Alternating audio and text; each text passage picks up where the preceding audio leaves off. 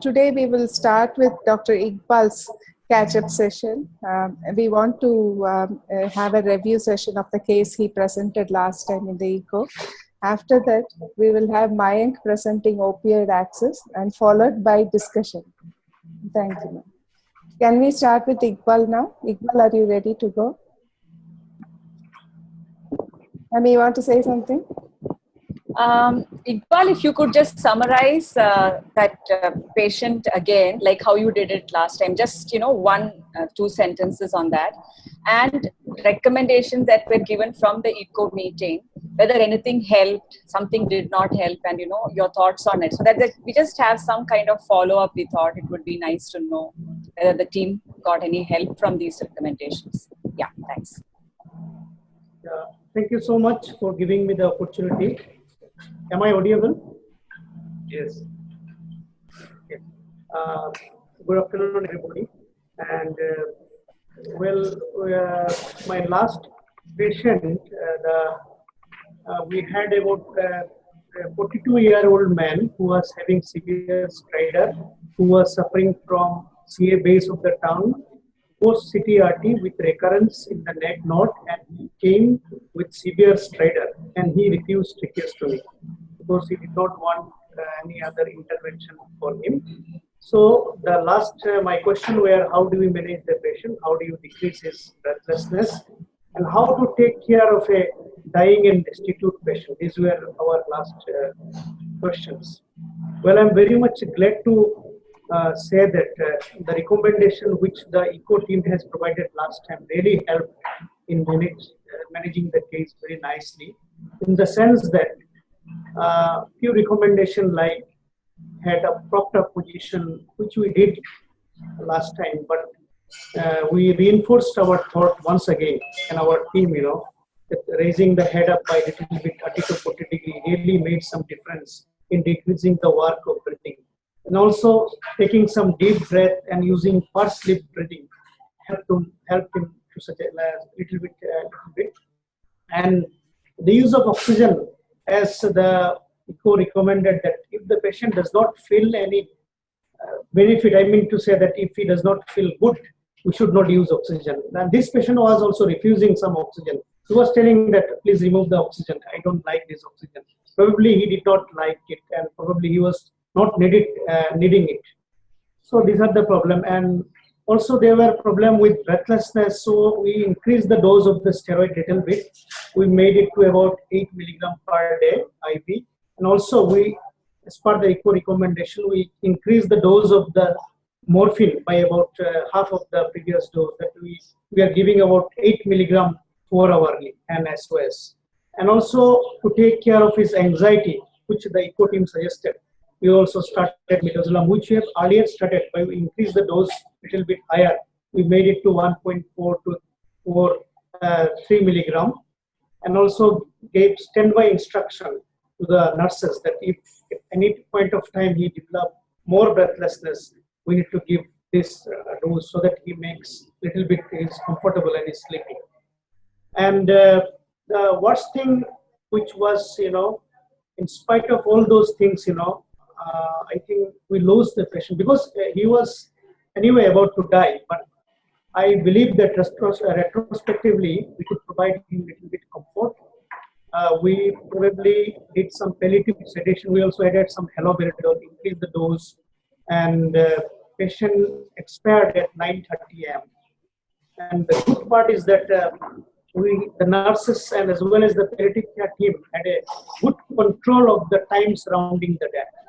It was not a very unexpected death. We had a good control. The time of the dying was also a very good time. Unlike in the morning rush hour, 9 a.m., everything has to be topsy-turvy, nothing like that. Sisters were comfortable, and the good part was that there was no any attendant. So dealing with the patient was again a good for our team. And some other part we had that regarding the handling of the dead body, which M.R. Rajagopal sir highlighted last time, that to contact the police. But I think our nurses did a very commendable job at night. I was not there actually at 9:30 p.m. They rang the family member, caregiver, but they told that they are not willing to come. And in the morning, we again rang them. In the night, we kept the dead body in the mortuary. In the morning, again, we rang back. And one of family members, brothers probably, they took the call and they told me that we are not able to come. You just send the body anyhow. So our hospital management was also very supportive, and Mr. Konnan Chakraborty, who is the administrative take care of all these affairs, he made arrangement along with two of our team members, and they carried the body to his home, and where he was given his last rituals. And another funny part is that, after dying, all the family members, some of the family members, they came, searching, whether this patient has kept any documents with you, what are the voter ID, whatever his Jameen ka kagaz. So everything now, to take care of, they came. Ultimately, they could not get all those things because they did not submit here anyway. So this was the patient's summary and how he died, and in brief, which I'd like to share with you. Thank you very much. Thank you, Iqbal, for that summary, and a big clap to the ECHO team also to have recommended all these things, and another big clap to the team of Iqbal's palliative care unit, who took so much trouble to make sure that the body was transported right up to home. I want all of you to unmute yourself for half a minute and give a good clap. All of you, unmute yourself. Yeah. Thank you very much for this. Yeah. Thank you, Iqbal. Now, I have some questions for your team. One is that you mentioned a lot of, hesitation and discomfort within the team regarding several aspects. One is that patient was refusing tracheostomy, and so that comfort with not doing tracheostomy, I want to ask you. Second is, accepting that this patient was going towards death, and were you able to communicate this? How much did you go forward in getting this breakthrough of actually talking about end of life approaching to this patient? Can you just share some of it? Yes. Thanks, Nandi madam. Regarding the tracheostomy, our team was basically, he was a young man and he came with severe breathlessness. Just he got admitted, and we want to buy some time. Our team was hesitant that he should not die very early. At least we should have some time to communicate with the family members. That somebody should come, forward. Nobody was there. Somebody came and just dumped away the patient, and we were also trying to communicate with his wife. If we can communicate with his wife, she could come and see. And also, we wanted that the family, his wife, could bring his children here so that at least he could give a bye-bye to his small kids. So we were just wondering whether, without doing to me, whether we have done some bad things. But at the end, we thought somehow with the use of some conservative techniques like morphine and other steroids, it helped him a little bit. He could breathe a little bit. But we tried our best to communicate, but we actually did not respond to us. So this part, so some time is necessary, what we felt, and we could buy this time, before we could convince our team that, okay, I think we have done enough for this. As M.R. Rajagopal sir last time also told that, it's upon us, how you convince the patient, how we communicate the patient. And another aspect which I remember just now, I was, after seeing 3 or 5 days, you just get some burnout, Every time I'm giving 14 rounds patient, again the same patient, nothing going, not doing tracheostomy, medicine is also not working. So a time comes, we also tend to get burnout. So just passing this patient away from the bedside of the patient, just skipping. So, but some realization came to my mind, because of the knowledge and principle of palliative care, which we got from Pelham India, that we should do whatever is possible till the last. So I sat down, as our M.R. Rajagopal sir did with the patients. I just sat down. I should not go. whatever today I will sit, go to hell my burnout, I will sit with the patient. So I get cool. I discuss with the patient very nicely on that day. So tell me about your children. Tell me about your wife. I took his wife number. I rang. I could not. So I told him, "Aapka koi ख्वाहिश है क्या? Do you have any final wishes? You know." नहीं कुछ नहीं है, nothing. So I told him, these are very poor people. I thought that we drink a lot of juice, apple juice and mango juice. Probably he might be willing some kind of juice now. It came to my mind. So he told, yes, some juice will benefit me probably. So I told him what type of juice he want. He told me, ask him apple juice or pomegranate juice. He told me, yes, apple or pomegranate. So immediately, one of my team member gave 100 rupees and brought some fruit juice, 100 packet. So later I realized that he could release, and that gave me a lot of pleasure, tremendous pleasure, that I could do something for a dying man. At least I could give some drink.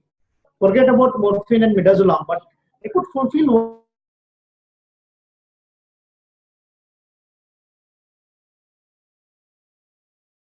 as a kick to move forward. So this is about my communication. And what question you asked? I forgot, madam. The next question. No, I said regarding that discomfort with not doing tracheostomy, but anything else also you want to share? I just remembered these issues, but any other member from the ECO team wants to ask anything more? Because I remember that the team was uncomfortable much more in going forward. So how much did the comfort of this team improve with the discussion of this patient in this forum?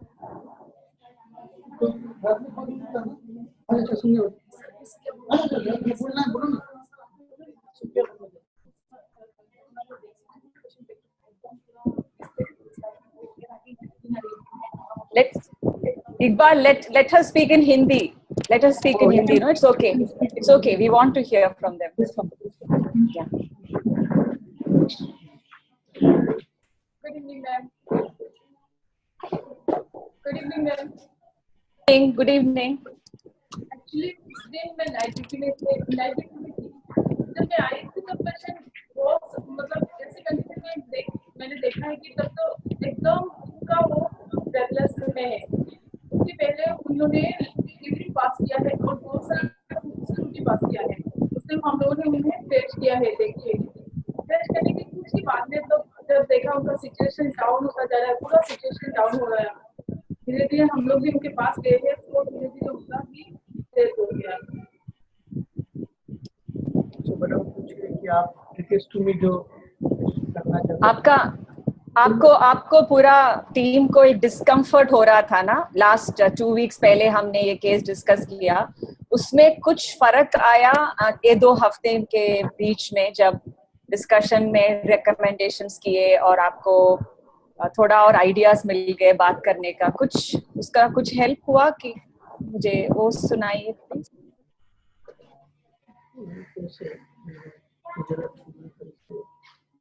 हाँ ma'am, actually हम लोगों को थोड़ा तो help हुआ है, कुछ time मिला है इसमें मतलब फोकस करने के लिए. कुछ थोड़ा तो टाइम मिला है.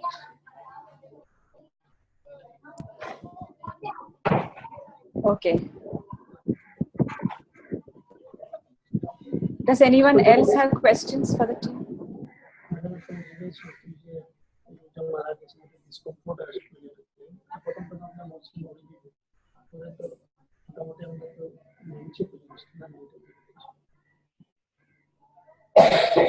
यस मैम, पहले तो थोड़ा डिस्कम्फर्ट फील हुआ है. बाद में तो हम लोगों ने भी एक्सेप्ट किया है ये तो अभी एक्सपायर होंगे, अभी डेथ होंगे मतलब हो रहा है इनका तो डेथ मतलब हो गया. पहले तो थोड़ा डिस्कम्फर्ट फील किया है हम लोगों ने. ये डेथ होने के बाद आपका एक मीटिंग हुआ पूरा टीम का? हाँ मैम, ये हम लोगों का एक मीटिंग हुआ है. एक्चुअली उनका फैमिली कोई नहीं थे, फैमिली लोग भी उनके साथ नहीं थे, सपोर्ट में नहीं थे. उनका वाइफ और बच्चा भी उन लोगों से अलग थे. तो फिर हम लोग सब बैठ के कैसे उनके घर में पहुंचाया जाए हम लोग का एडमिनिस्ट्रेटिव सब मिलके डिस्कस किया। बाद में अगले दिन सुबह उनको घर एक्चुअली हम लोग का एडमिनिस्ट्रेटिव लेके गए हैं उनके घर में उनका बॉडी। मैं वो मुझे समझ में आया, लेकिन सब कुछ होने के बाद पेशेंट को पहुंचा दिया, फ्यूनरल हो गया, उसके बाद आपका टीम खुद बैठ के ये पेशेंट का जो भी सबका जो फीलिंग्स है अंदर कुछ डिस्कशन करने को मिला? यस मैम, एक्चुअली हम सब लोगों ने मिलके भी थे, मिलके थोड़ा डिस्कस किया है। अगर वो चिकित्सा नहीं करते तो शायद और कुछ दिन भी जी पाते और थोड़ा तो रिलीफ होते।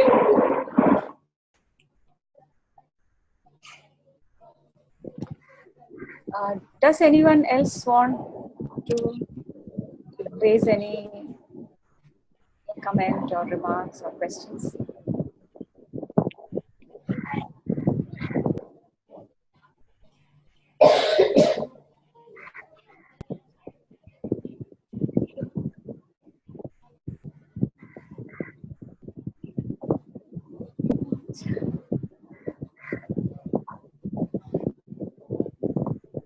One of the things which I would like to add, madam, in most of our practices, madam, sometimes we get burnout, madam.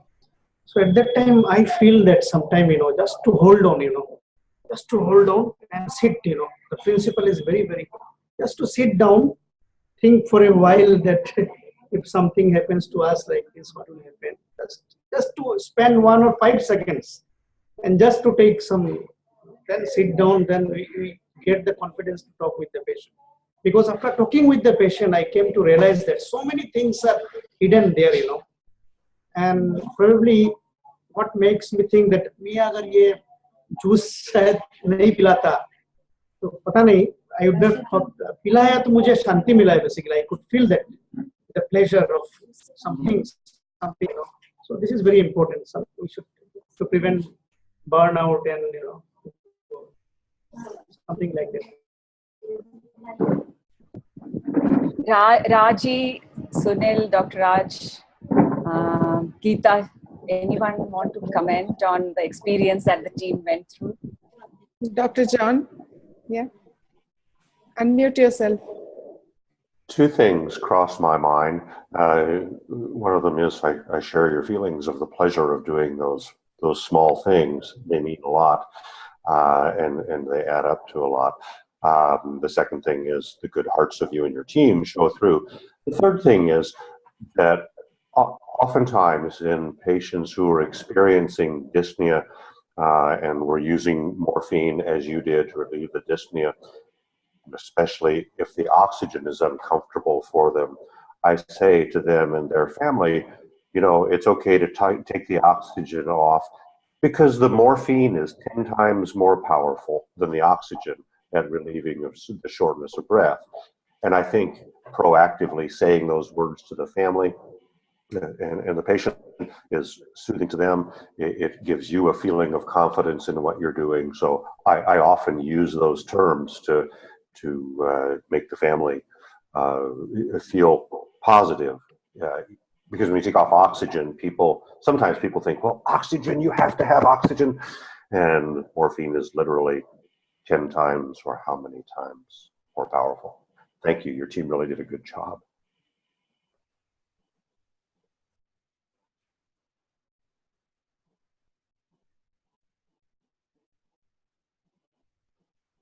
Sir, would you like to comment something about Iqbal's case?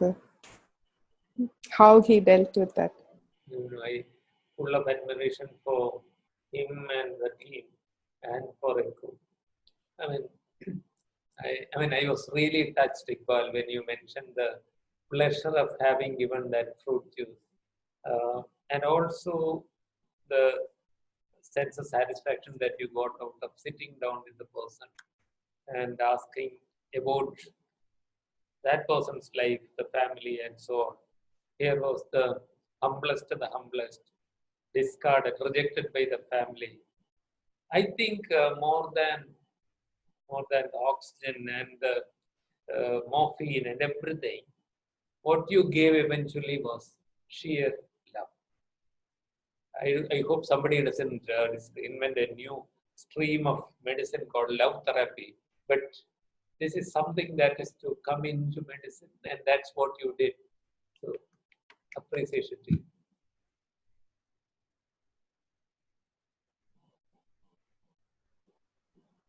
Thank you, Iqbal. It was really a good case, and I appreciate the team effort and the work. Do you have anything else to add to, or shall we move on to Dr. Mayank's presentation?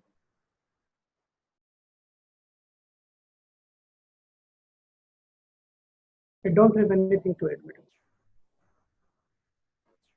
Thank you. Mayank, are you ready to go? Yes, ma'am. Yeah.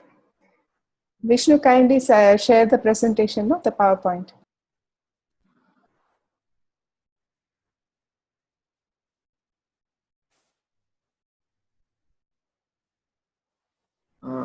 Good afternoon, everyone. I would like to thank the TIPS Eco team, Dr. Rajgopal sir, Dr. Nandini ma'am, Dr. Vidya, for giving me this opportunity to share with you my personal experiences with respect to the availability of essential narcotic drugs, and in specifically morphine in our institution and to some extent in other institutions in our state.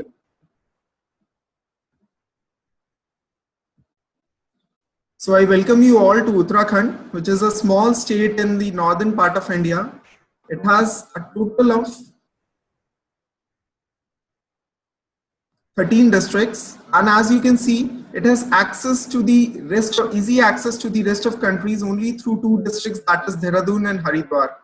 So this geographical location is very important when I discuss about the access to the opioids in the state of Uttarakhand in the coming presentation. The whole population of Uttarakhand is more than 10 million, and with the crude death rate of 6.6 per thousand, so that means more than 6 lakh people in Uttarakhand are dying every year. And if we take the estimates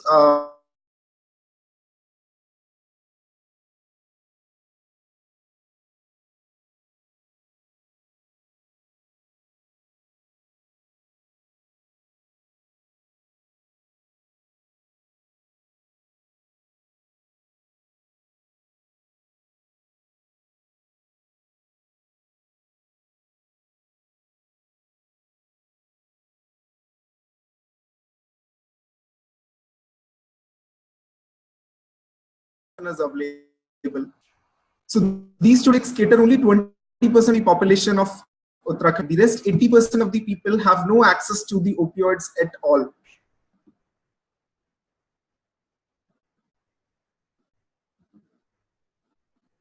So we take a great pride in saying that ours is the only institution in Uttarakhand which has got an uninterrupted supply of oral morphine, that to the immediate release morphine as well as the sustained release morphine.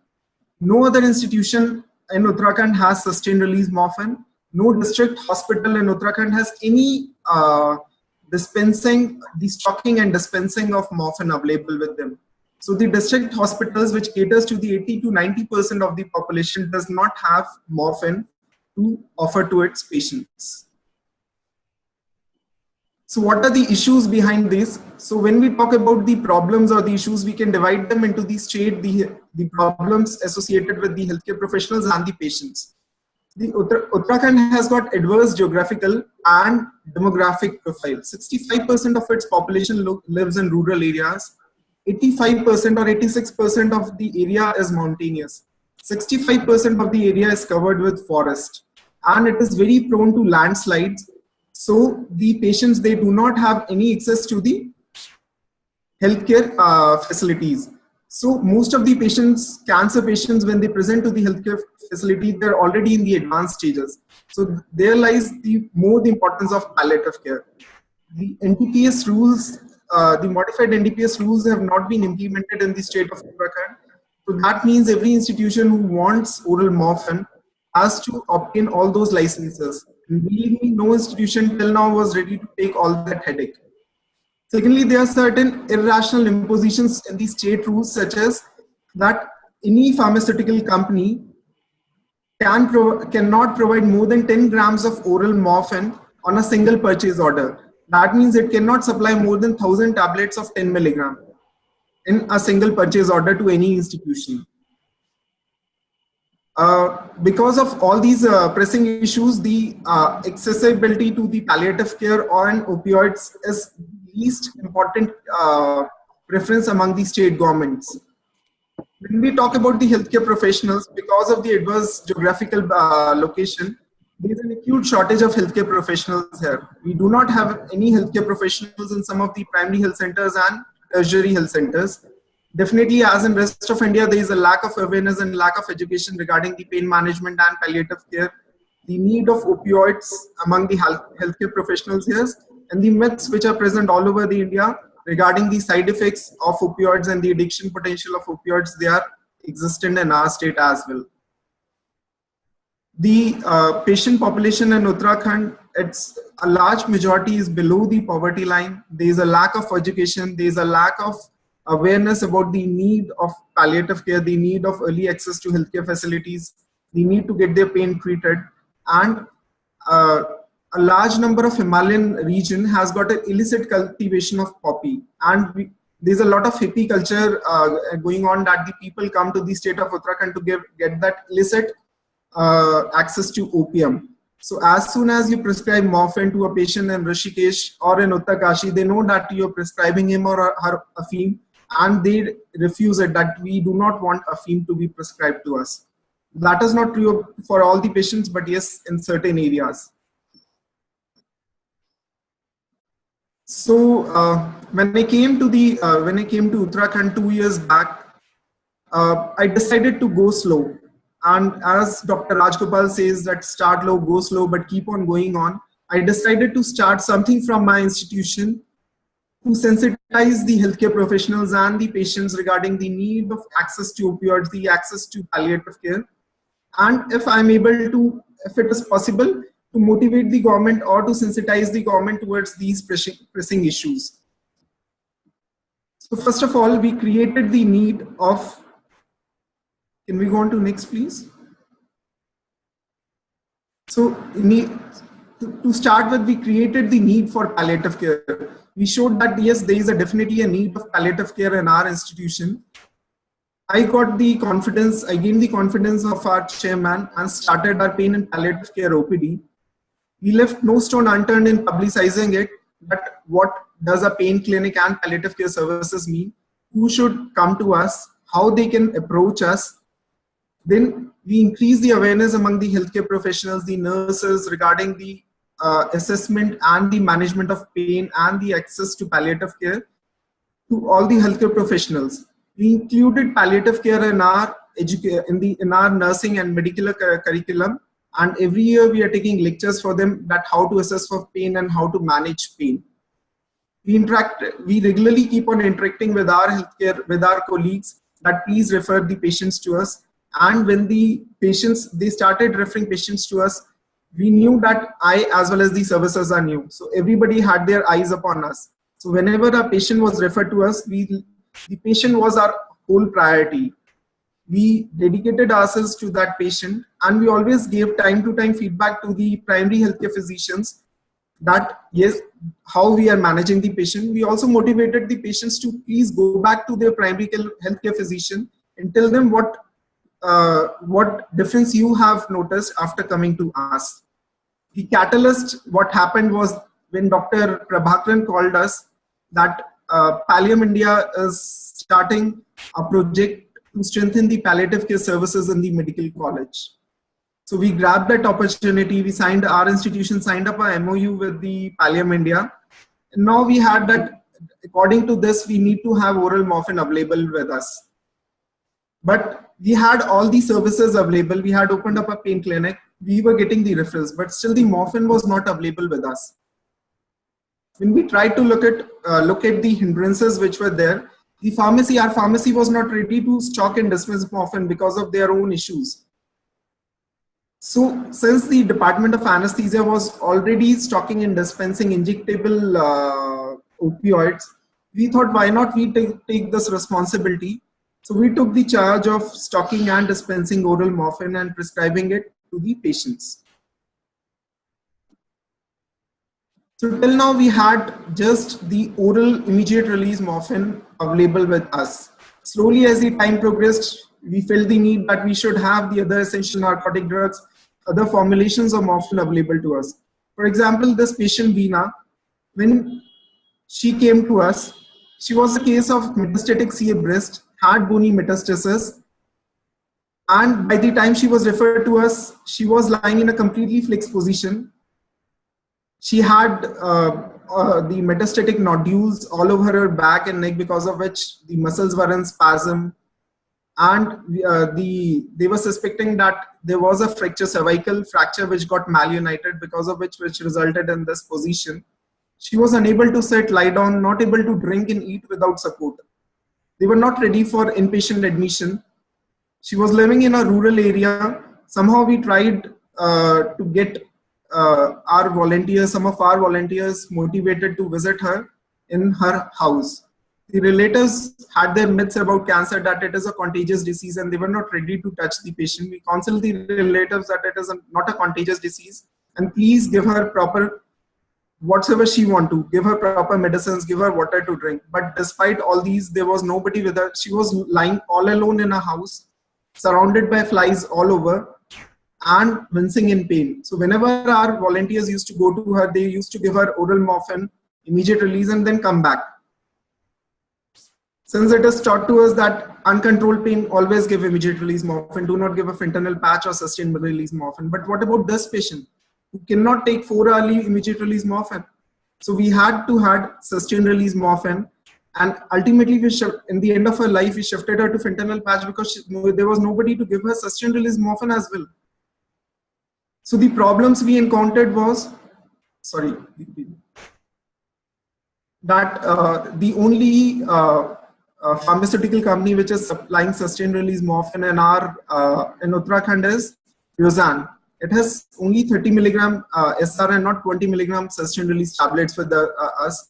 So what we do is we fill DB12 of the patients and send them to Delhi so that we get morphine 20 milligram for the name of those patients from Delhi. When we asked for sustained release morphine, since that was not being asked by any other company, so the retailers, the wholesalers, they had the stock which was about to be expired in 2 months, and our hospital pharmacy and our hospital was not ready to purchase morphine, which was about to be expired. So we were not getting sustained release morphine. So we discussed this issue with our management as well as with the pharmaceutical companies to give us 50 or 100 tablets which is about to be expired, which we can use for these patients. Until then, they can arrange for a freshly manufactured morphine, sustained release morphine. So when we had services established in our institution, when we had an access to opioids in our institution, we took the courage to diversify ourselves, to take it to the next step, to make it accessible in other institutions as well. So the first institution was the Referral Cancer Center in Uttarakhand. We went to that institution, we sensitized the doctors, we sensitized the director, we sensitized the healthcare professionals why it is important to manage pain and provide symptomatic care to the patients who are undergoing curative cancer treatment in their institutions. Somehow, by God's grace, another blessing in disguise happened when the APHN and AIMS was funding their cancer treatment center project. They were looking for cancer treatment centers to strengthen the palliative care services. So again, we grabbed this opportunity and selected 3 cancer treatment centers from Uttarakhand. We trained 4 doctors and 12 nurses from Uttarakhand from these 3 institutions in the principles of palliative care. Now, as a mandate and the MOU signed between the APHN and these institutions, they should have an access to morphine. We had some successes and failures. We were able to have morphine in 2 institutions, but not in 1 institution. There were lessons learned from that, and nothing goes in vain. So the outcome of this was the palliative care and the access to morphine got available in the largest cancer referral center of Uttarakhand. We invite doctors and nurses from these institutions to come to our OPD and learn with us. We go to these institutions from time to time to provide them practical training and lectures. So having targeted the healthcare professionals, we thought that is not okay, that is not enough. We wanted to reach the end users, that is the patients who needs opioids. We did this by propagating the idea with the help of media. We got a very good media support that why that palliative care is an urgent humanitarian need in Uttarakhand. So many people are suffering in pain in Uttarakhand. We conducted sensitization sessions for the volunteers, for the public. Then we had awareness walks arranged throughout Dehradun uh, uh, to make this need felt. We did a fundraising and we came out with the novel concept of rupees 5 a day concept. That is, if you donate 5 rupees a day, it gives 1 day of pain relief to a cancer patient. But the glitch was, we asked them not to donate rupees 5, donate it for 10 days, 20 days or a month. And we had a lot of donations from that. When we had a lot of sensitized volunteers with us, we handpicked them and did a volunteer training programs who are routinely helping us in caring for these patients. So the next was the biggest thing, that to sensitize the government. We didn't knew how it happened or till what extent it has happened, but it surely we have been able to leave. We have had some successes in that. The media support played a good role. The awareness walks in which the local MLAs were invited did its part. Another blessing in disguise happened that through a common friend, Dr. Hemlata Dondial, which is the who belongs to the Human Rights Commission, she came to one of these awareness walks. She got so motivated that she wrote a letter to the state health government questioning them that why the access to palliative care and opioids is not available. So that pressurized the government because getting anything from the Human Rights Commission perplexed them. Another thing was that we filed an e-petition with change.org that why palliative care access and the access to opioids is important for all. With the help of Pallium India and Indian Medical Association Dehradun, we organized an opioid workshop in which all the state health officials, all the healthcare professionals, the industry was invited, and we discussed that what is the need of opioids, how we can access them, how it is to be dispensed. And we had the international conference in palliative care, which I'll discuss later on, that what role it played in getting the access to palliative care, improving the access to palliative care. We had very limited time, we had very limited resources. So we left no stone unturned to make utilize of those opportunities. We took it as a commercial event. We did everything that was possible. We publicized it in every way possible. We invited the biggest oncologist of Uttarakhand to participate in these awareness walks. We got the participation from the non-government organizations, whether they are in healthcare or not.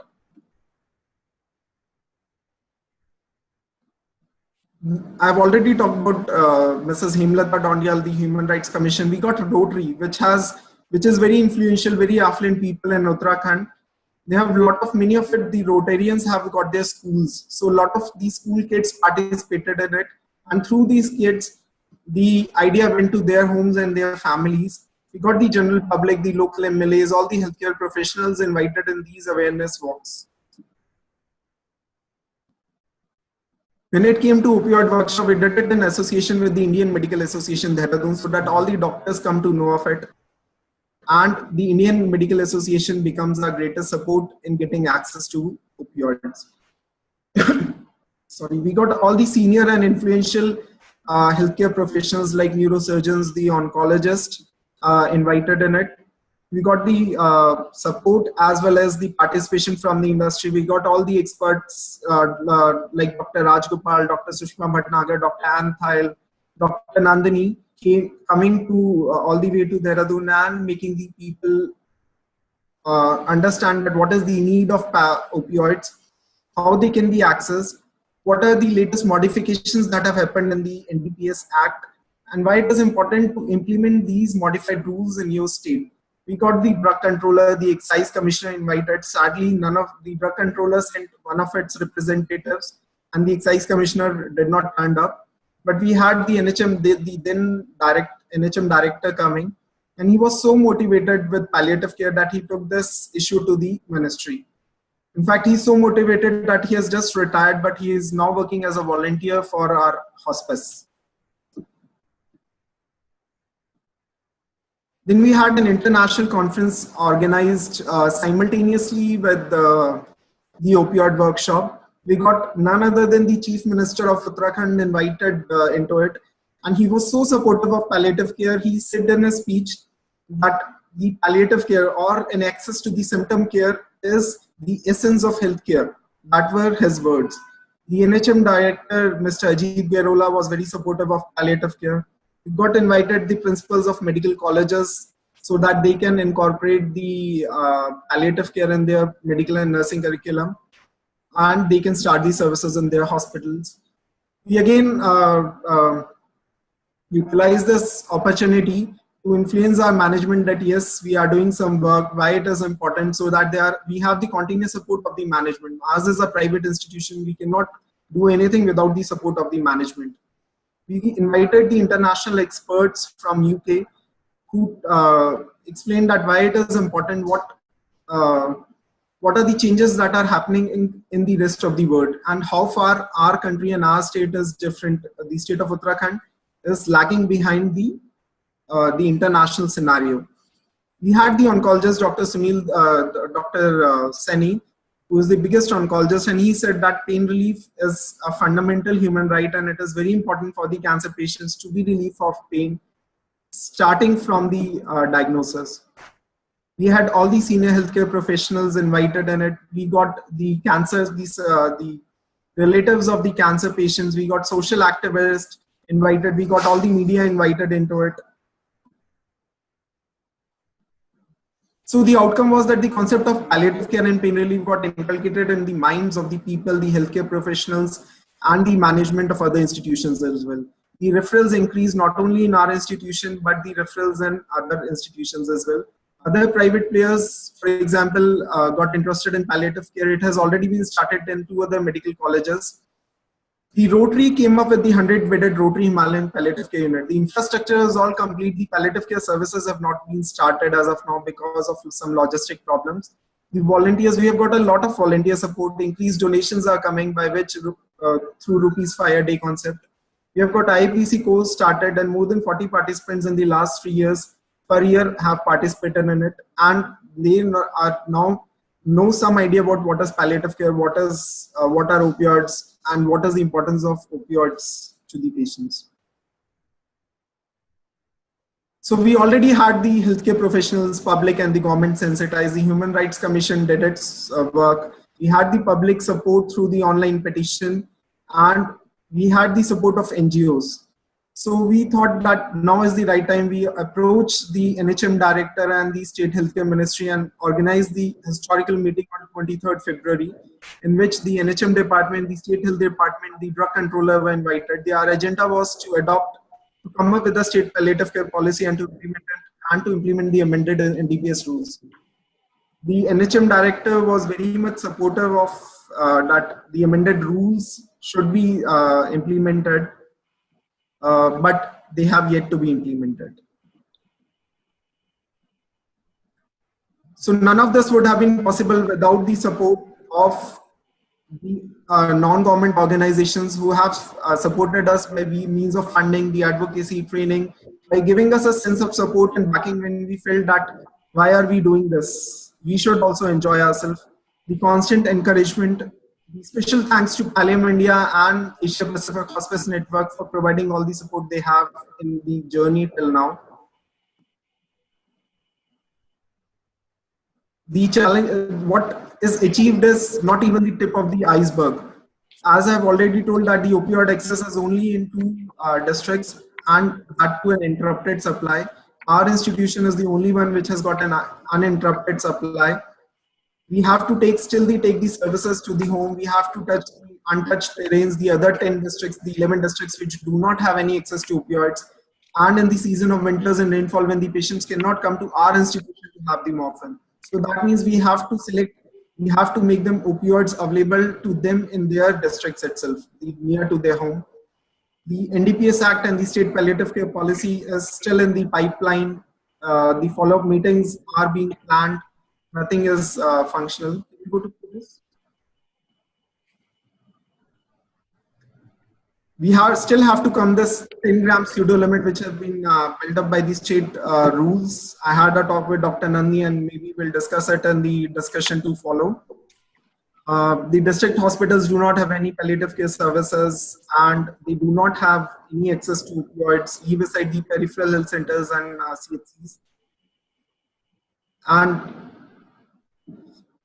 so we know that we cannot achieve this all alone. So what we have done is we have made a Uttarakhand palliative care network to all the supporters, which includes the local leaders and activists and supporters, which are supported by the non-government organizations, national experts and organizations like Pallium India, and international organizations like APHN.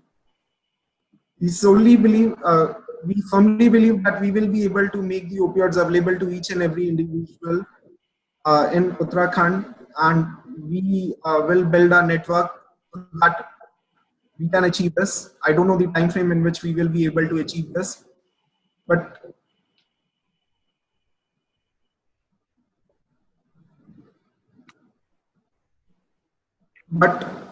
we believe in this because I firmly believe in the teachings of my two greatest teachers, Dr. M.R. Rajgopal, who says that start low, but keep on going.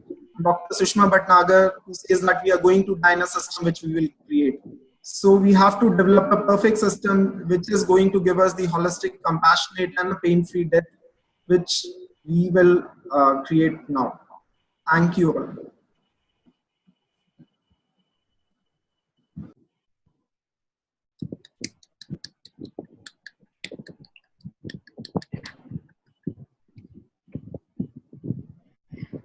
And Mayank, you say that you have come to Dehradun 2 years ago.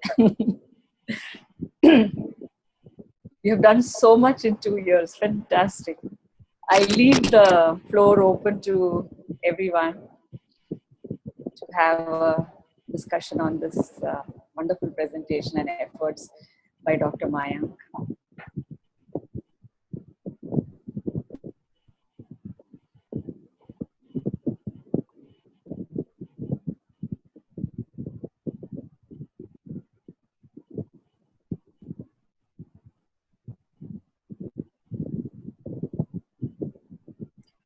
How many of you identified with his concerns and the issues that he brought up in Uttarakhand? Do anyone want to comment on their own situation based on his presentation?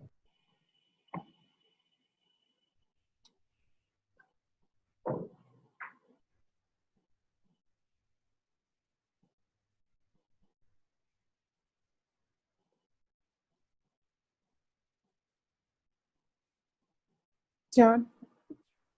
That was an excellent and really informative presentation, and it's clear to see the tremendous amount of efforts that your team has put into care in your region.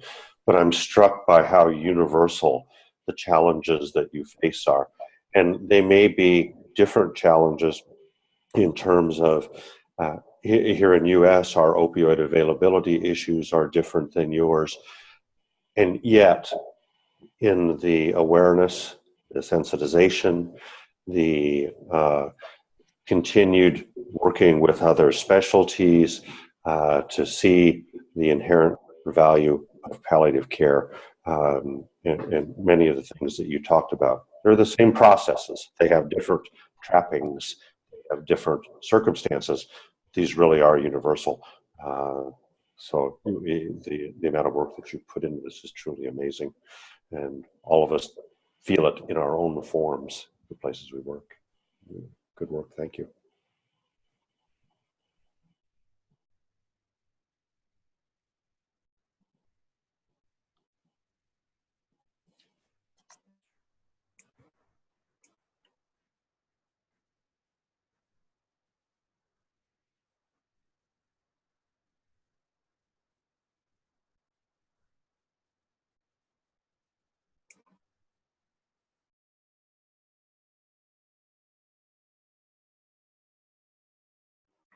Anyone else would like to share their experience in this? Because I have seen the survey form which you have sent back, and there's a lot of shortage in many hospitals.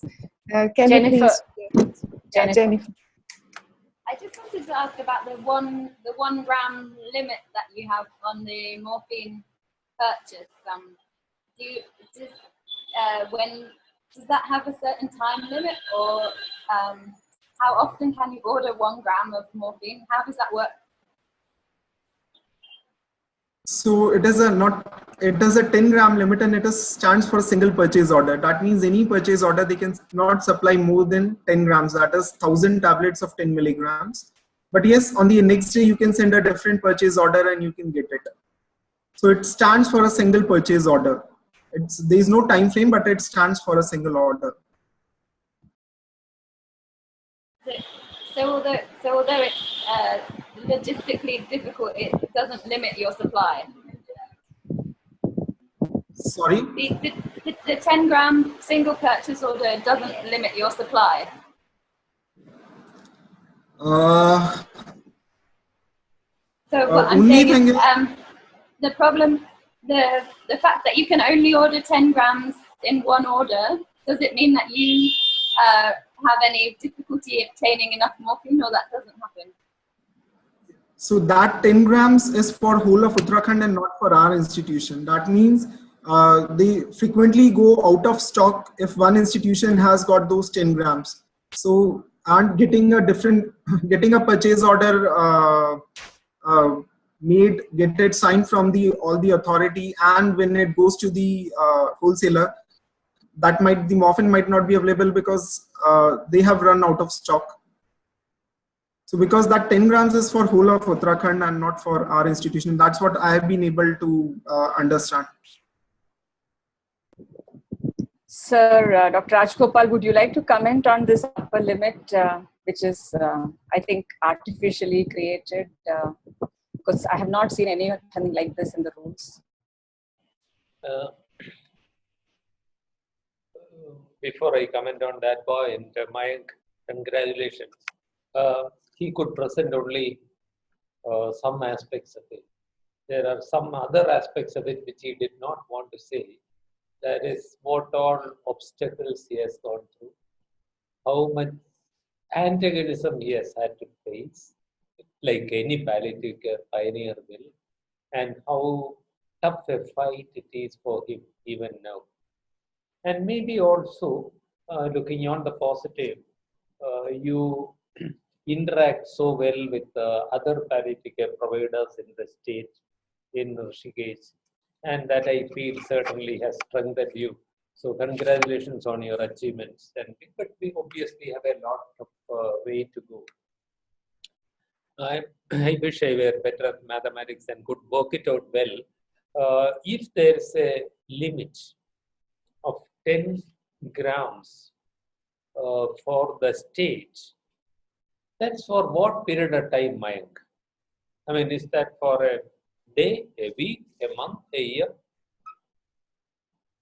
Sir, do you remember in the meeting, the Roseanne representative said this in front of everyone that they have this 10 gram of limit for whole of Uttarakhand. It did not mention that it is for what time frame it is. So most of the times it happens that when we ask for 1500 tablets or 2000 tablets, they are not able to supply that. Sometimes we do not get supply. So we keep on banging them when we have 400 or 500 tablets left with us, so that it is an uninterrupted supply in our institution. What I believe is it might be an interrupted supply in one or two of the other institutions because of this limit. Because they might be sending their purchase order when they are on the verge of exhaustion of their tablets. So I'm not sure about what it is. No, we in this country are so innovative. I mean, in each stage, we find new ways of obstructing access to opioids or new ways of obstructing practically every good thing. And here is another example. Mayank, I don't remember what the Roseanne person said, but what I I'm saying this now because it's a lesson for everybody, including me, that when you find an obstacle like that, I think we all must learn never to accept it. Not saying that we'll go and throw a bomb at that office on the same day, but we'll certainly act on it. Mike, what I would like you to do today itself is write an email to, it must be, Preeti was the one who said that from Rusan. Let us write an email. I'm leaving it to you because I am more likely to forget with copy to me. Asking for clarity on this. Who lays down that rule? I mean, Roseanne has no such problem in any other state. So that limitation must have been inflicted by some unthinking government human machine sitting somewhere in Dehradun. And we need to find out who that machine is so that we can try to repair that machine. We cannot accept that.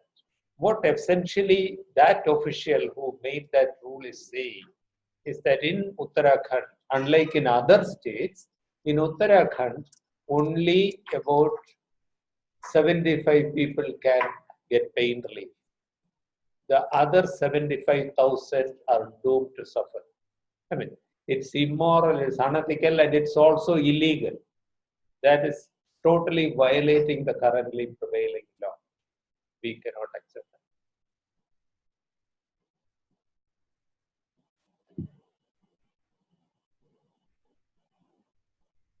So we will pursue that, Mayank. We will pursue that and make sure that that's one of the numerous things that we must overcome. By the way, Nandini and Vidya, with your permission, because this is so important and relevant, when the Supreme Court closed our public interest litigation in 2015 or 16, I forget, what they said was, now that the law has changed, they feel it's safe to close the case. But they said, if problem persists, the litigants are welcome to come back to the court. What it means is, if we file another petition asking them to review the case, they will not refuse. They will accept a PIL. And what our lawyer said, that in any state, the moment we find something in writing, say a government order in Uttarakhand saying that only 10 grams will be permitted, or Jennifer, the drug controllers stand in West Bengal, ask the doctor to come and meet me. When these illogical obstacles are in place, the moment we find something in writing, we should approach the High Court of that state. I mean, we can do that. There are lawyers willing to help us pro bono, so we can do that. But only thing is, we'll need it in writing. If he just says, come and meet me, that's not enough. Once we get an obstacle like this 10-gram thing in writing somewhere, we should make a case, because if we go to a state high court, that's easier, and the decisions will be binding on the whole country once it happens. No, let's hope that we don't have to go to that length. But when we see the problems arising from state after state about implementation of the new law, I have this feeling that sooner or later we'll have to go to courts.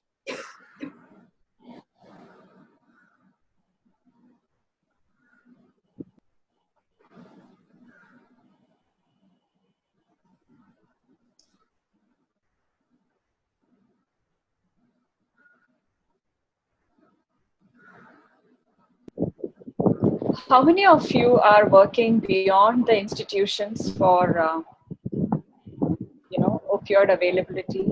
Like, has anyone had some experience like how Mayank has done for the institution? Iqbal, have you got any? Have you had any interactions beyond the institution for opioid availability in your region?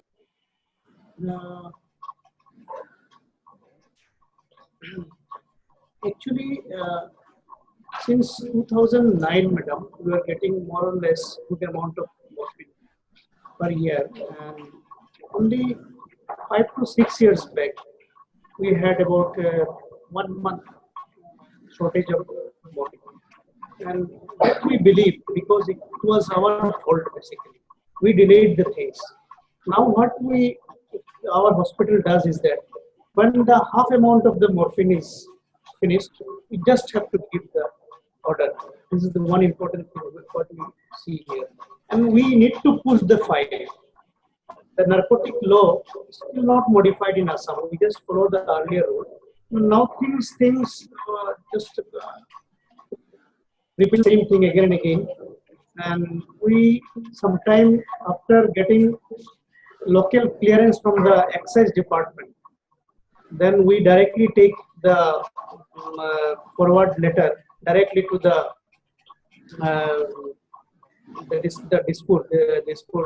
central excise as well as drug controller office. Directly we submit there. Some of us, or so some of our supporters, some minister or somebody known to the hospital, they just give a call to the concern office. The main thing which I have noticed is that the delay takes place in between the office of the central excise. I mean to the office is there, excise office in Guwahati, and in between the drugs controller. So they delay in giving the files. So as a result, the permission which is to be given by the local excise is delayed. So if you push the process there itself in the capital, because Silchar is a bit a bottleneck from the Guwahati, 450 kilometers we have to travel, bottleneck. So this phone calls and little bit makes a difference. And another important thing is that we have to order the morphine. We should be, on our part, we should be ready. That once the half of the quantity of the morphine is, this pharmacy just makes a new order or just renew the, return the annual return form he gets filled up quickly and the quota is sent over. This is the thing what we follow now. How do you manage to give the opioids to patients who are beyond the region around you? Suppose they are going to some other part of Assam. Have you had any experience of getting it improved in another place or anything other than your own center? Yeah, this is a very important question, madam. Really important issue. Now, in our hospital, most of the patients, they come outside, that is from Tripura. They are tending to come, more and more patients. Despite of having a RCC in Agartala, because Agartala is far off from this place. Most of the places near the Silchar, they are coming to this hospital. So once they go back, we give, there is no limit to what extent we supply the amount of morphine. It will be limited by the life expectancy. Suppose if we think that the patient is very terminal patient, might like to live for 2 weeks or 1 week, we give some small quantity of morphine. That we have to decide. There is no as such any rule that this much of amount we have to give. If you think that the patient is healthy and he can live some chronic problem, cancer survivor having some chronic pain syndrome, or the patient is expected to live for long, then we can give a 1 month, 2 month duration we give. And once the patient finishes up, then he comes, we tell the patient, once the quota is over, you come with the same prescription and you bring the leftover morphine with you because you have to cross check. And just we have to rely on him basically. And I understand that patient with such amount of problem, cancer, there is very less chance of diversion of the opioid because patients are in need. And we are supplying most of the tablets, morphine are in tablets form. Addiction is more with IV. So we supply only 10 ampoules of morphine. We just made a rule here. We supply 10 ampoules of anticipatory medicine. Like anticipating some symptoms near the death.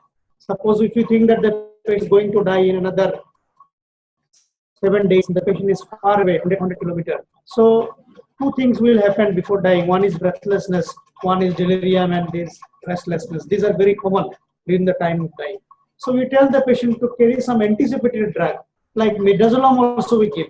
1 ampule of midazolam, 10 ampules of morphine. We dilute in a normal saline vial. 100 ml normal saline are available. Dilute them, don't give ampoules. Dilute them and tell them that when there will be breathlessness, respiratory distress during the time of crying, you did not come to the hospital. You can call some pharmacy people are there to give medicine. Many people are there to push injection, so they can give 2 milligram, 3 milligram, or 1 milligram midazolam during the time of breathlessness, and it has indeed resulted a lot of impact in the patient. Many patients, we after they come, we just ask them whether how it has made an impact. They tell us that really this medicine it helped a lot at the dead of the night. We could not get, so this medicine really helped in dying.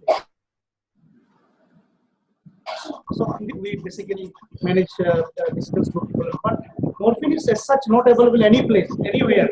This Barak Valley, except the cancer hospital, not in the PHC, not in the medical college, nowhere, because I think they are not taking initiative in simple initiative problem.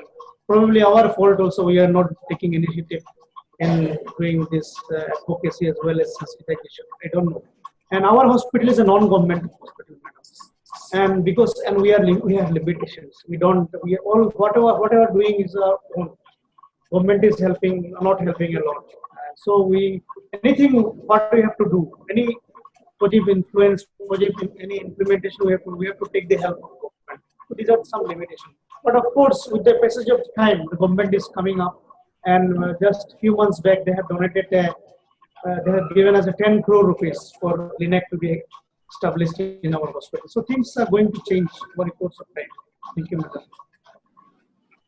Sir, you had a comment. Sir, please. This is about an earlier comment in passing by Iqbal. You said the narcotic laws or opioid laws have not been changed in Assam. I mean, maybe it is just a matter of words, but the laws have been changed. The rules are changed. What has changed since 2014 is that the government of Assam or any state government no longer has any authority to change the law regarding essential narcotic drugs. I hope it is clear to everybody. When you go to your drug controller and he says, no, the laws have not been changed in our state, so the excise will continue to be involved, you should know enough to know that he doesn't know. When he says that our laws have not been changed, he is simply unaware of the law. The truth in Assam or in any state is that the laws have changed, but officials don't understand it and have not implemented the new law. So if the excise is still involved with morphine, that is illegal today, but then unless we advocate for it, they will not learn it, the situation will not change. Nandini, you also asked earlier whether anybody else has done this kind of work. Geeta has. Geeta has also been championing NDPS, the opioid availability in Gujarat for a long time. Geeta, would you like to share something from your Gujarat experience? So far, there is uninterrupted supply of. Can you hear me, Nandini? Yeah. So far, there is an uninterrupted supply of morphine in our institute, but we have taken up the problem of implementation of the NDPS amendment rules 2015. Last month only, in April, we had an opioid availability workshop with the help of Pelium India and Nandini being faculty over here. We had 2 meetings. In the morning, we had meeting with the clinicians, chemists, dealers, and pharmacists, where we discuss about the problems of opioids availability in Gujarat. And we came up, we were so surprised that these every chemist and dealers are following different kinds of rules. one which is followed in Ahmedabad is not there in Baroda and other city of Gujarat. We gathered all this information, and there were so many false information with clinicians. They had myth about using the opioids regularly for patient in pain. So we gathered all this information, and then we had a meeting with under chairmanship of Commissioner of Health, where myself, Dr. Nandini, and other champions of palliative care from Gujarat, Dinesh and Preeti, and officials from the FDCA, Food and Drug Control, and officials from the Prohibition and Excise Department and from the Health Department were present. We discussed the issue at length. We put the various problems which we face and why this is not implemented. Our main concern is the status of RMI is not clear in Gujarat, and nobody has asked for such status in Gujarat so far, none of the institute, because there is no awareness. People don't know about this RMI and RMP and amended act. So immediately commissioner has come out with many directives he has given to us, and we are going to act starting with first is to form the guideline for RMI in Gujarat. So that we have started working on with the help of Nandini and Pallium India. Next we'll be taking up the training of doctors and pharmacists in Gujarat regarding these guidelines. These guidelines will be circulated in all the departments of health, prohibition and excise, and FDA. So people will be made aware about this guideline, and then it will be implemented. It is so fortunate that National Program of Palliative Care and this opioid availability is going hand in hand in Gujarat. Gujarat has just started implemented NPPC last 2 months before. So all the district level doctors, pharmacists, and nurses will be trained about the morphine, its use, its safe practices of use of morphine, and many clinical aspects of morphine. So we have just set a beginning in Gujarat, and it is a long way ahead, and we are looking forward for the guidance from Sir and Nandini and all the team from Pallium India, and we are here to work for it.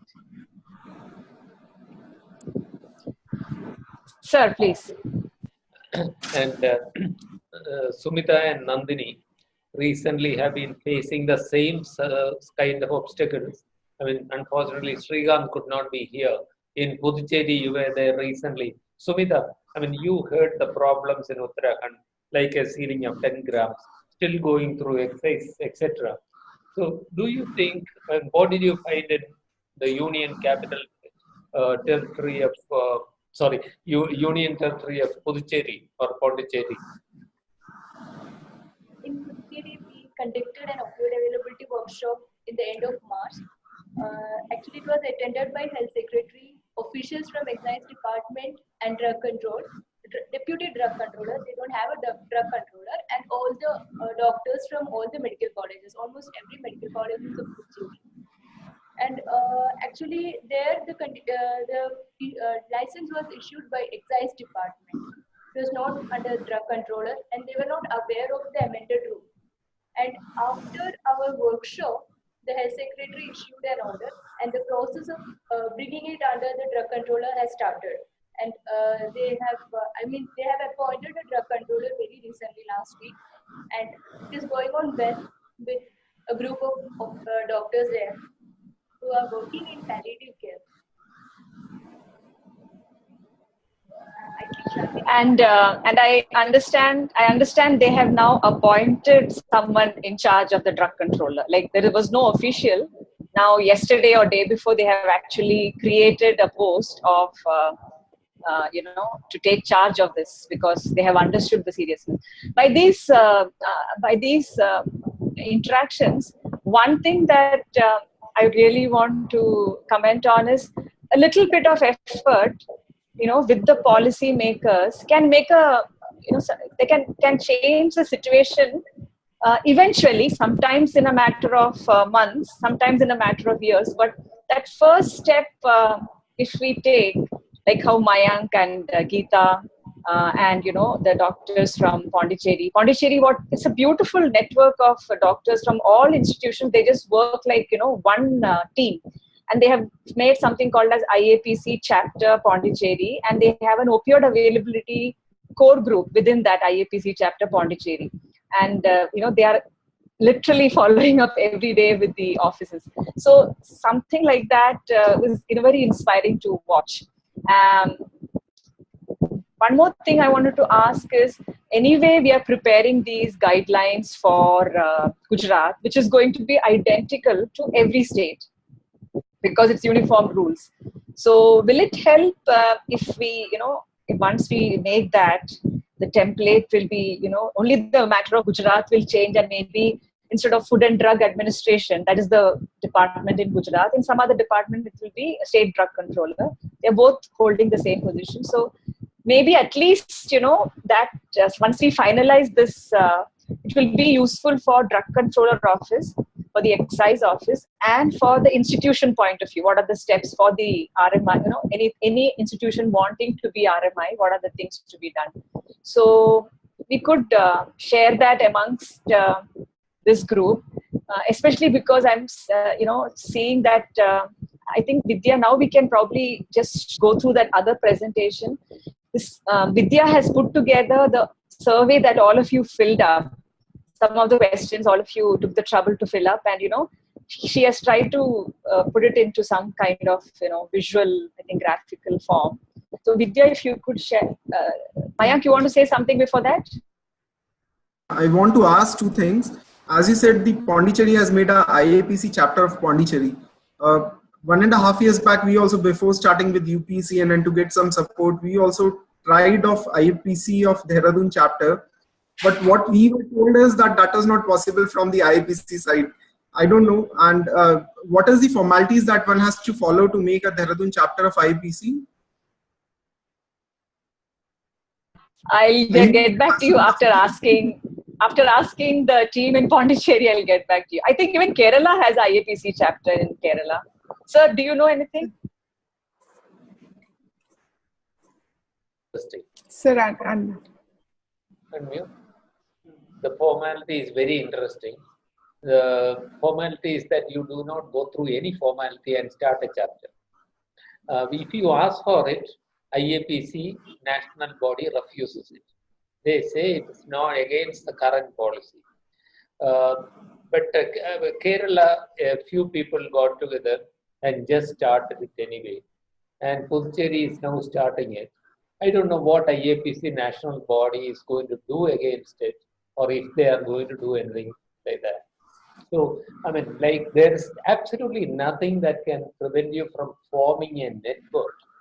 Whether you really want to call it IAPC chapter and risk the anger of IAPC national body is another thing. So it is against the IAPC's current policy for some reason which I do not understand.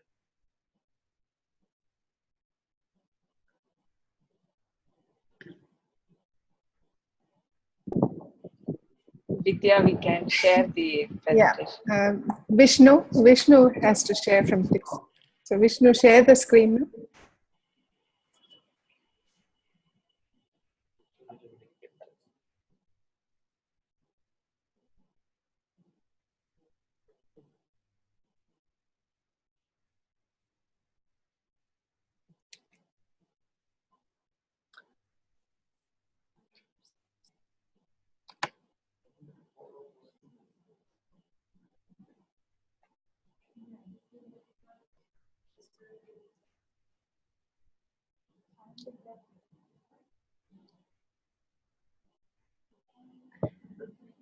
Ma'am, you have to unmute.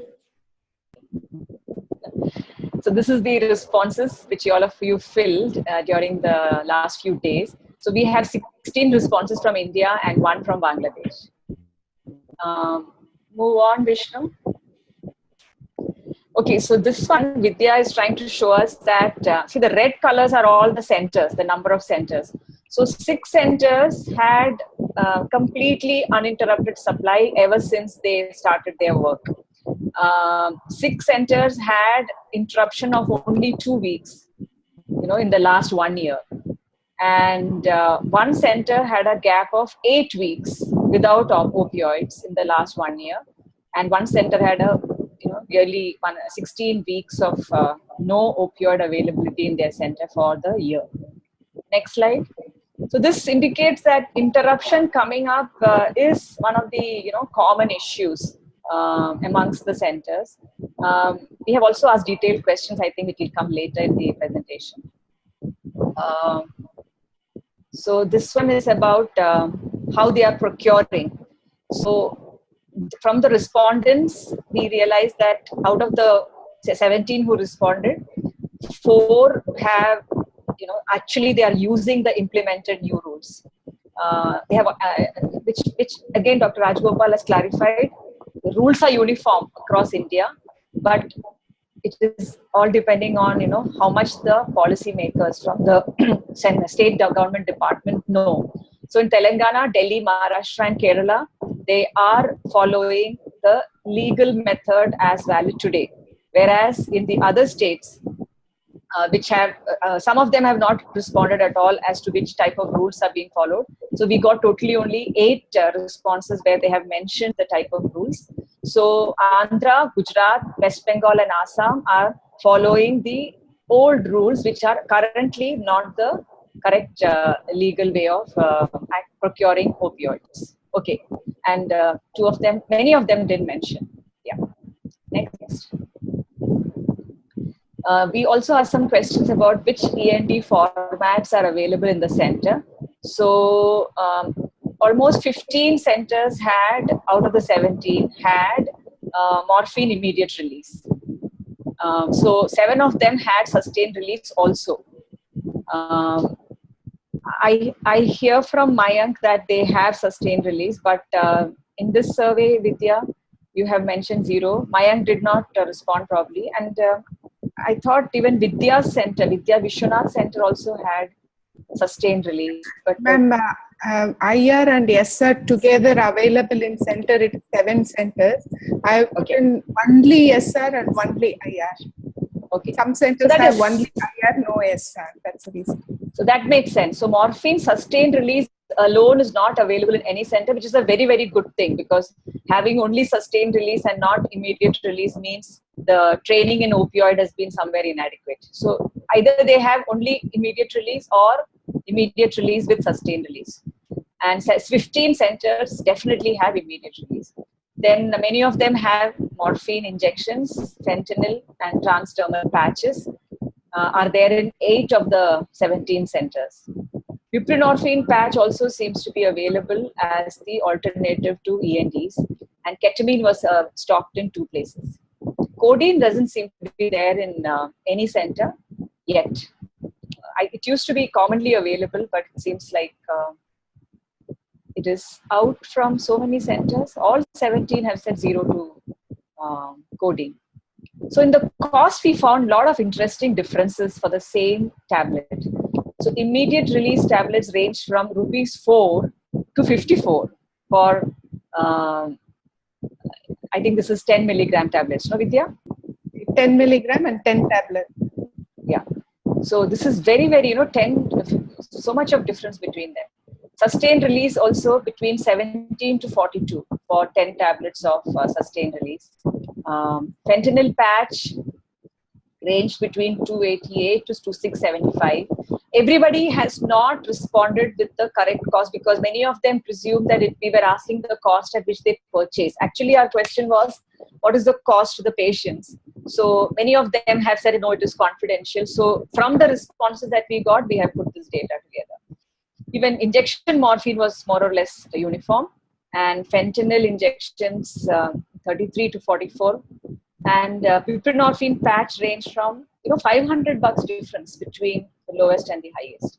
Of course, 20 milligrams, 1640. Many centers were providing morphine free of cost, And in one center, they were providing morphine only if the patient is admitted. It was not available on OP basis. Now, the strengths, immediate release is available as 10 milligrams in most centers, 30 milligrams in 5 centers, and only 2 centers kept 20 milligram immediate release. Sustained release, most of them had 10 milligrams and 30 milligrams. Again, 20 milligram is the little unpopular sustained release strength. Fentanyl patch was mostly available as 25, and one center had 100 mics of fentanyl patch. These are incomplete results because every center did not fill in these details. Now, when we asked which are the common reasons for the delay in availability, because we saw a lot of interruptions in the supply, ranging from 2 weeks to 16 weeks. So delay, the highest reason that most centers gave as the delay cause was from the action of the excise department. Again, excise department should not play a role at all as it stands in 2017. Just to remind everyone that if excise department has anything to do with your availability, then it means that it is an illegal procurement practice as per the NDPS rules today. Delay in action by the drug controller's office, 3 of the centers had that, and all the others had, as 111 center said, failure to submit the request from the pharmacy or from the administrative office, or supply from the manufacturer, and or presence of an excise officer to open the parcel. Again, that is something that we need to look again. Some of them said that the multiple permits required are expiring, and this is the very reason why we amended the act, because we did not want multiple permits, and there was just one path, that is getting the institution recognized as RMI. You can stop the slide. So, there are so many centers which are still grappling with the old laws in the country, where in 2014 the laws have changed. So collectively, do you all have anything to say about improving presence of opioid within the institution by doing something at the system level? Is there any opinion on that? I would like to hear, because we are all clinicians, we look at the patient, oh, it is not there, okay, it is not, so we look at the alternative, we'll maybe apply, give step 2 medications or ketamine or something else. Can we, since we are all together sitting here, is it possible to step beyond the clinician role, and you think it will be too much, at least?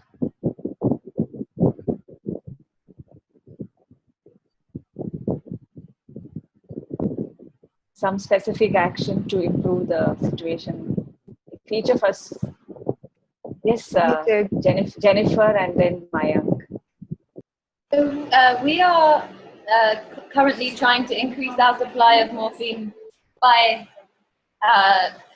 targeting the old rules. So we are trying to increase the amount that we can procure each time from 15,000 to 20,000. But I wasn't aware that we could potentially attack it from a different angle. So maybe that's something it's better to put our effort into trying to change to the new system rather than increasing our amount of morphine that we procure on the old system. So that's something we can think about now, potentially.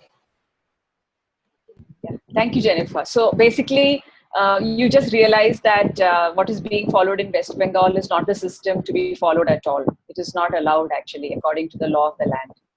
I knew that there was a new amended law, but I didn't know that there was a possibility of challenging it in that way. I thought that it was something, I guess I didn't realize that it could be challenged, but maybe we can think about that now. It is not actually, when we go to these offices, it's not like, they know about it and they don't want to do anything. It's mostly that we see is they themselves are not, they have not sat down and gone through that change language, and they have not realized that the systems within their offices have to change. So it's a matter of bringing information to the offices that is mostly our job. And then, of course, there will be resistances, and because there's a change always is difficult in a bureaucratic system. Now, Mayank also wanted to say something. I think so. Most of the issues that relates to the failure of the pharmacy putting up a purchase order or the institutional shortcomings. What we are doing is that as soon as our supply reaches 50% or we have 500 tablets left with us, we are after the person who makes the purchase order to please make that purchase order in front of us. We call the wholesaler ourselves that we are giving you that the purchase order is in process, that will come to you and is the morphine available with you or not, so that it doesn't happen that we send the purchase order and it doesn't have the morphine. So we try to we contact them so that we have the morphine available with us. And I have one question. When the NDPS rules were amended in 2014, so what's the purpose of bringing it just in papers and not having a meeting nationwide and tell them that these rules have been amended? When you go to the state government, they say that they don't know that the rules have been amended. So isn't it the responsibility of the government itself or who are amending it, that they should make all their employees or all the role players understand that yes, the rules have been amended? I mean to say, what's the purpose of bringing it in? Mayank, it is very unfortunate, but there have been 2 national level workshops conducted by Department of Revenue by inviting every state level drug controller's office and excise department. Unfortunately, what happens is the person who's delegated comes. So that person may not carry the right news, or some people don't go at all. So it has happened, the amendment from 2015 and 16, 2 workshops have happened at the national level called by the Department of Revenue to familiarize every state official regarding the amendment, the purpose and their roles and everything.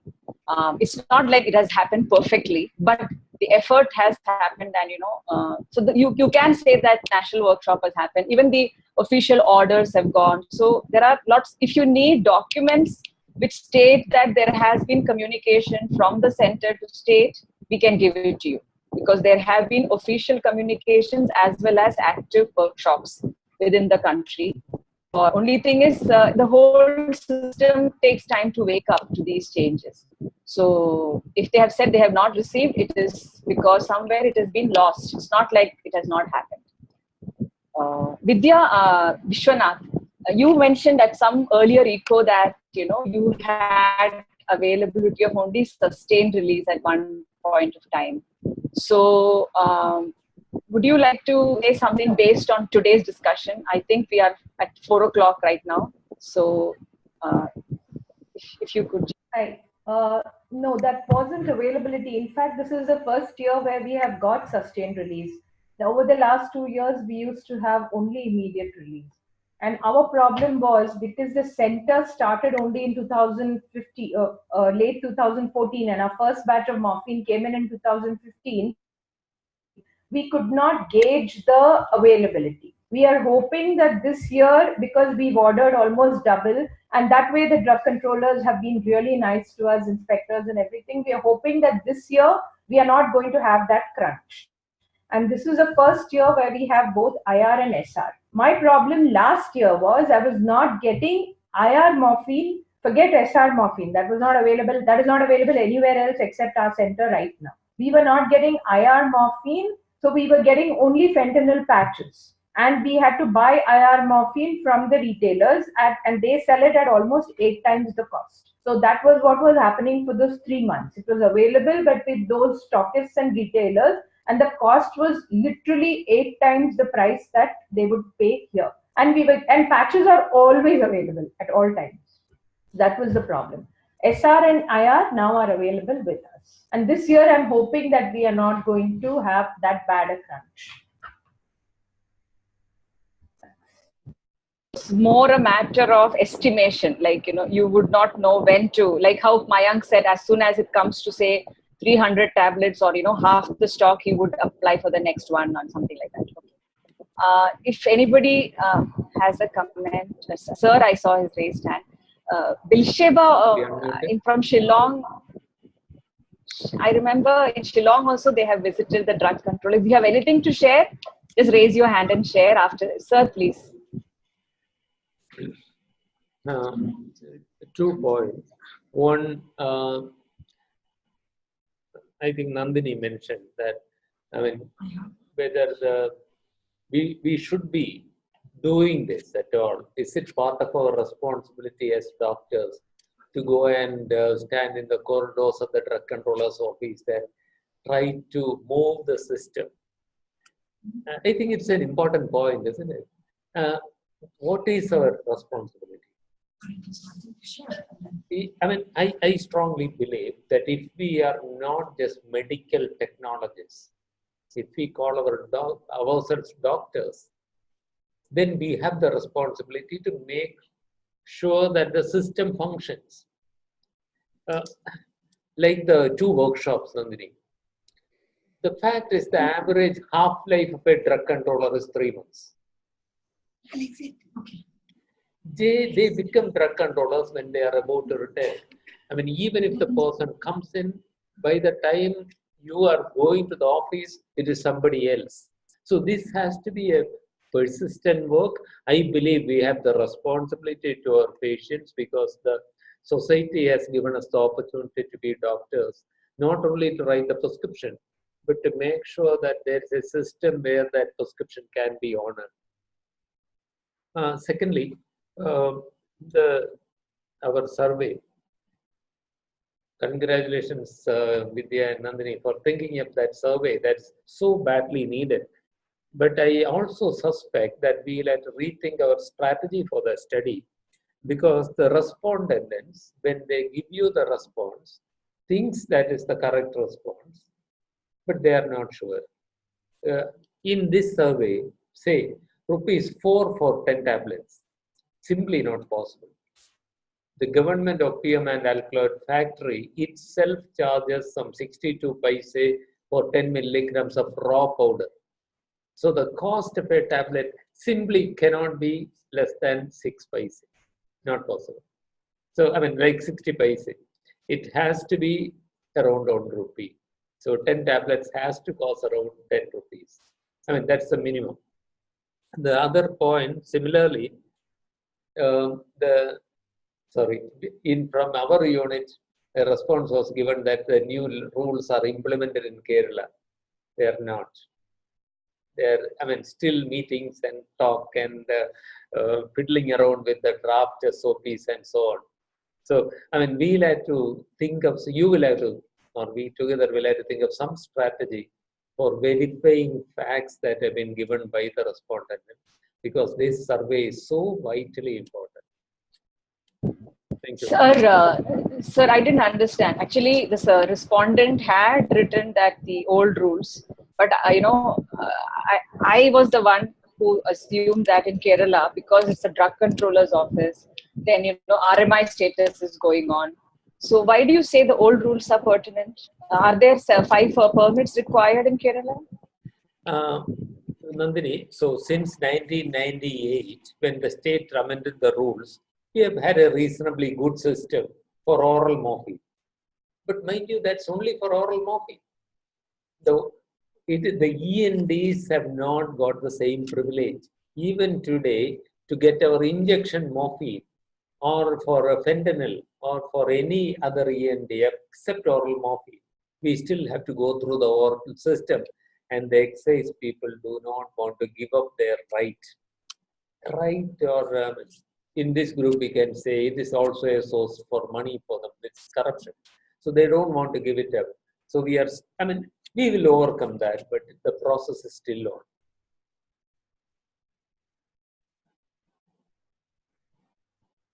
Hey, Mayank. Unmute yourself. I want to ask one question from Raj sir and Andi ma'am. But the pharmaceutical companies are coming day in and day out to our OPDs about the buprenorphine sublingual tablets. but somebody said that it's not licensed for pain relief in India. So what's the current status about buprenorphine sublingual tablets for pain relief or something like that? I mean, am I responding? Nandini, you have a response? Please go ahead. No, buprenorphine is not an END. It is currently, I mean, there is nothing, it is something that is in Indian pharmacopoeia, it can be sold. It is not under the same regulations. You don't need a license for that. Whether it can be used for pain management will depend on how the drug controller interprets it. In most states today, the drug controller does not permit its sale because of the abuse problem. In some states, only limited drug dependence units are allowed to buy it and use it. So it's very limited availability. In some states, it's very freely, uncomfortably free availability in some other states, leading to abuse. So another question, what's your uptake on buprenorphine as a pain, as a substitute to morphine in patients who cannot take orally, and we cannot give subcutaneous injections in home care, or the patient cannot afford fentanyl patches? What's your take on buprenorphine as an alternative to morphine in those patients?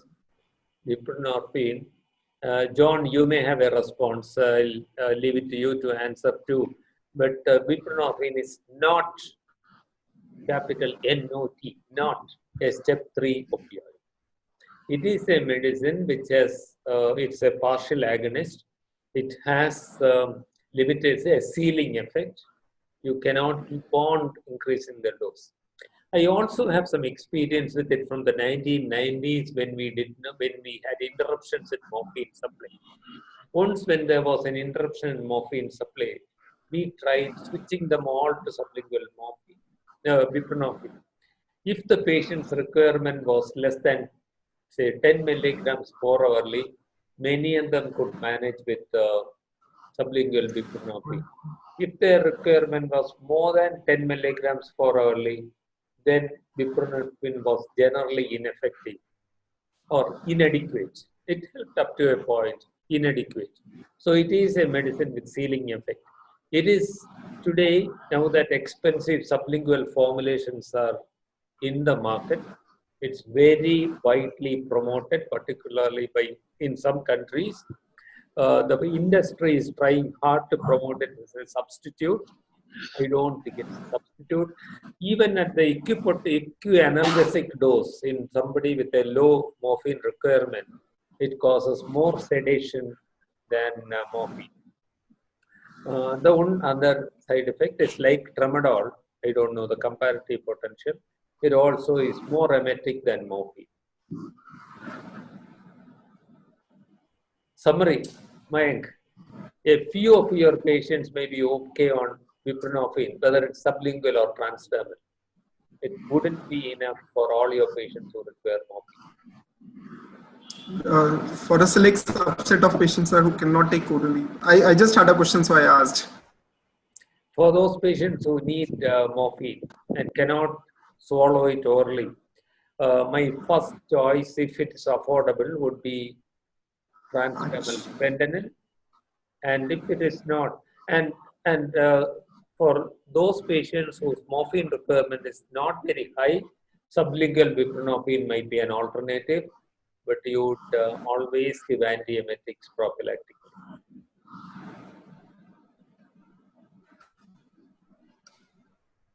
John, any experience with buprenorphine, sublingual buprenorphine or transdermal buprenorphine? It has a very limited role in our practice. We probably use it 2 or 3 times a year in our practice. If this process of rotating through other commonly available opioids hasn't been fruitful. In the U.S., there is a distinction in terms of how it's prescribed. You need a special licensure to prescribe it for use in addiction-related settings, but any palliative care physician can prescribe it for pain management-related issues.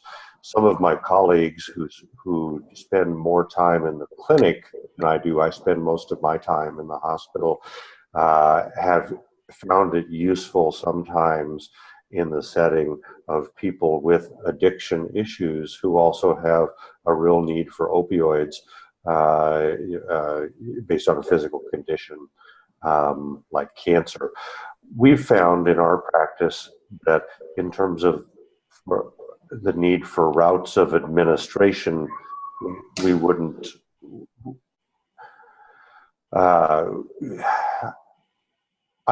we don't use it commonly as an oral medication because of the availability